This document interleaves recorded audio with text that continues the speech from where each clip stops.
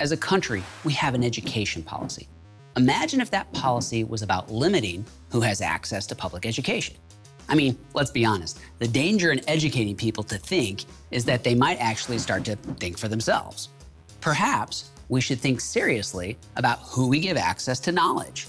They could use it to do a lot of damage. As a country, we have a far-reaching public parks program.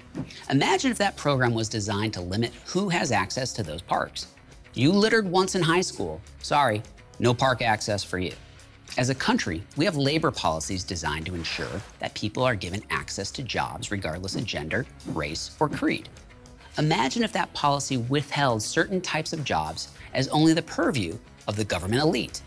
The point is that as a country, we often write policy to protect access to something: education, parks, jobs. But for one of the most important protections, a constitutional right, we write policy designed to limit access. Amongst Second Amendment supporters, it's common to talk about U.S. gun policy. We worry that policies will encroach on our rights. We share our concerns about overreaching gun policy that fails to make any of us safer. But we don't spend nearly enough time asking, what is the purpose of policy? And what should the purpose of gun policy be? We don't have a U.S. gun policy.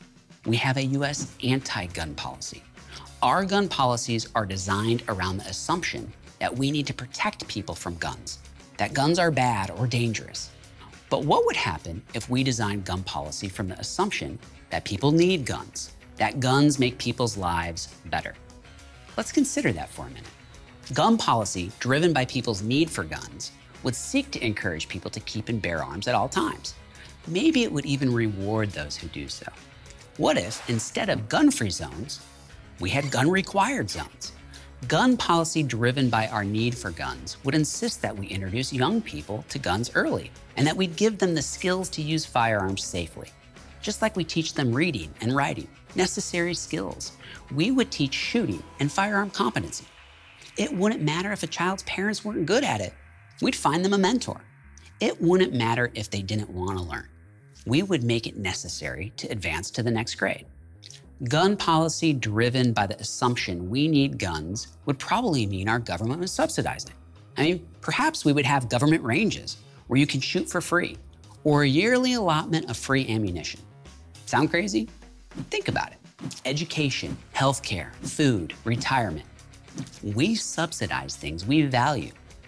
Gun policy driven by our need for guns would protect equal access to guns, just like we protect equal access to voting and due process and free speech. Our founding fathers believed that we did need guns. That's why they codified our access to guns into the Constitution. But the idea of a gun policy that does justice to their intentions sounds ridiculous. What does that say about us? Even as Second Amendment advocates, we can't fathom a world where we would treat guns as a need.